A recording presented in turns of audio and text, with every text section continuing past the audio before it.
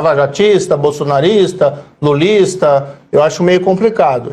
Mas bolsonarista o senhor é. Tá? Bolsonarista o senhor Não, de forma nenhuma. Eu apoiei o Bolsonaro no segundo turno e faria quantas vezes fosse necessário em oposição ao Lula. O Lula, vamos colocar, André, está sendo uma tragédia para o país. A gente está vendo o vexame que a gente está passando, inclusive em fóruns internacionais, com o presidente negando-se a receber o Zelensky, ou, por exemplo, dizendo que a Ucrânia é culpada pela guerra, assim como é a Rússia. Então são coisas assim que nos causam espanto.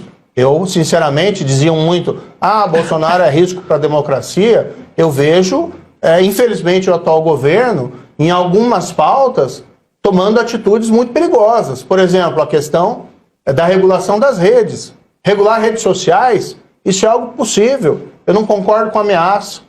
Eu não concordo com violência, incitação à violência. O senhor é um homem da lei, né? Eu fico pensando como o senhor falou, faria quantas vezes fossem necessárias. Mas metade da turma do Bolsonaro está em cana, por conta da fraude na vacina. Não, metade aí é um pouco no Palácio, né? Não sei se metade, tudo bem, mas um grupo próximo, quer dizer, é o Mauro Cid, ajudante de ordem, os seguranças de Bolsonaro, que eram conselheiros. Aí você tem, quem não está em cana está preocupado, porque está ou na mira da investigação ou pensando que pode ter sobre ele, ela, nas investigações. Tem o caso das joias sauditas. Eu fico pensando, o senhor, como homem da lei, o que o senhor pensa quando o senhor vê isso? Esses fatos têm que ser apurados. Agora, eu não sou mais juiz desses casos, não dos nem casos. sou promotor nesses casos. Mas o senhor é dono do apoio do senhor, né? Mas vamos colocar na balança.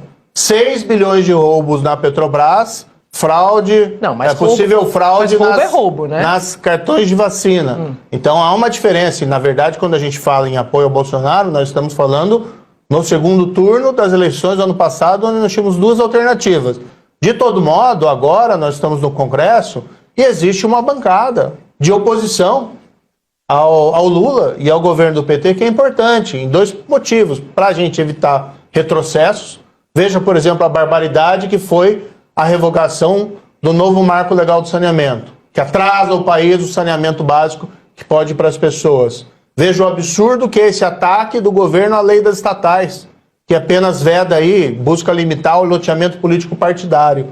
Então, assim, nós estamos caminhando para uma direção muito ruim para o país. E nós estamos na oposição, nós somos aliados na oposição. Não quer dizer que nós concordamos em todas as pautas, mas nós temos pautas absolutamente convergentes. E eu diria que os próprios parlamentares, muitas vezes associados, esse aqui é bolsonarista e tal, também não se sentem confortáveis com esse tipo de rotulação, porque o mundo é mais complexo, as pessoas são mais complexas. E, no fundo, o governo Bolsonaro, que teve lá os seus defeitos e teve lá os seus méritos, ele acabou. Agora é governo Lula. Então, o foco é esse. Agora, voltando ali, Ana, rapidamente. Ana, eu combati a corrupção. Eu acho que a Lava Jato colocou muitas pessoas poderosas que roubaram o país e que se sentiam impunes na prisão. Foi a aplicação da lei. Aí tem uma série de disputas em torno disso ou daquilo, de questiúnculas, mas o ponto fundamental é quem pagou o suborno e quem recebeu o suborno foi preso. E isso não está acontecendo mais nesse país. Então essa é a pauta do momento que a gente tem que discutir, como é que a gente resgata o combate à corrupção no país, como é que a gente constrói um país melhor. Eu apresentei, Sadir, semana passada, projeto de lei 2581, que é um projeto que é uma resposta àquelas fraudes que nós vimos nas lojas americanas. As 40 bi de fraude contábil, que gerou um abalo no mercado de valores imobiliários, lesionou acionistas, fornecedores e clientes da empresa e coloca em risco os empregos. E eu apresentei um projeto, conversei com esse projeto com o senador Rodrigo Pacheco, que é para a criação de um programa, que a gente chama de programa de recompensas e de proteção a informantes do bem dentro do mercado imobiliário, para funcionar junto à CVM, a Comissão de Valores Imobiliários, baseado no modelo que a gente traz dos Estados Unidos, criado lá pela lei Sarbanes-Oxley e pela lei Dodd-Frank. Então é esse tipo de pauta que a gente tem que estar discutindo. E eu não renego a Lava Jato, tenho orgulho da Lava Jato, pelo contrário. Mas eu não acho que se pode ter um governo que funcione ou um Congresso que funcione se nós vamos ficar discutindo lá triplex, sítio de Atibaia, Intercept. Eu acho que essas pautas passaram.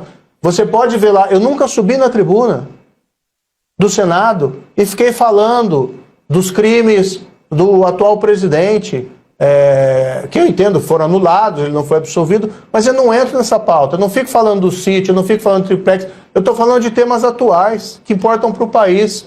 Agora, quem não faz isso, infelizmente, é o governo.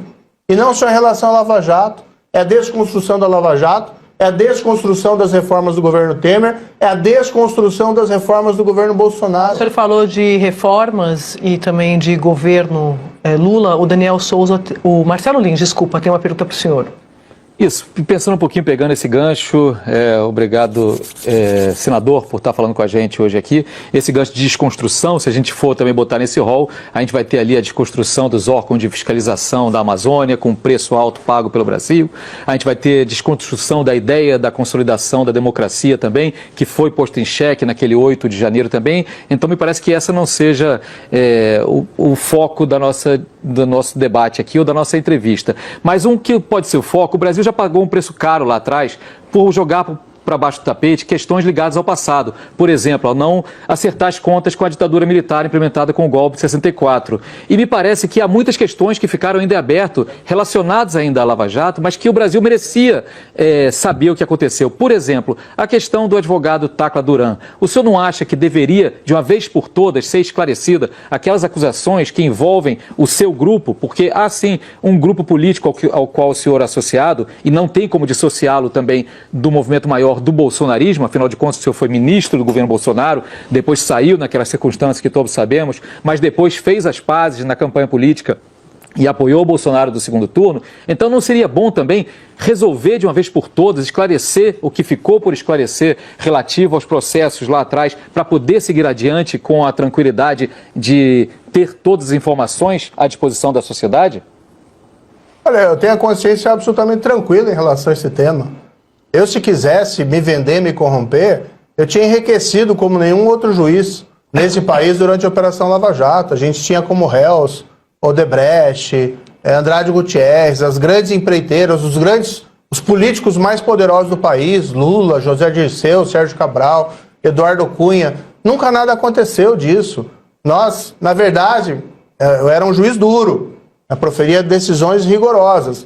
Aí tem esse indivíduo que conta essa história desde lá de 2017 e não tem prova nenhuma. Eu não tenho problema nenhum que me investiguem, verifiquem e tal, etc. Não vou encontrar um centavo de nada errado, seja aqui em qualquer outro lugar. Agora, difamação contínua.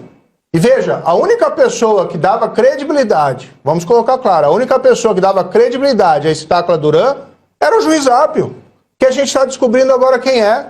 Que é um juiz que liga para o filho do desembargador para proferir ameaças, para fingir que é uma terceira pessoa.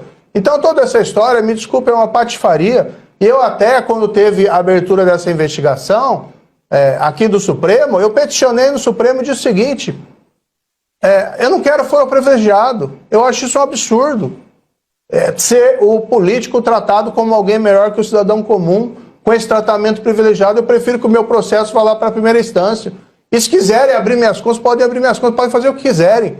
O que existe nesse caso é patifaria. Desde 2017, a mesma ladainha, sem qualquer elemento concreto. E aí eu peço para você, né, seja o ouvinte, ou seja o jornalista que fez a pergunta, vai examinar os fatos. Vai olhar se tem alguma coisa palpável. Fica falando o cara, pagou para o escritório da esposa do Moro. Minha esposa nunca recebeu um centavo, nunca foi sócia de ninguém que recebeu dinheiro nesse caso.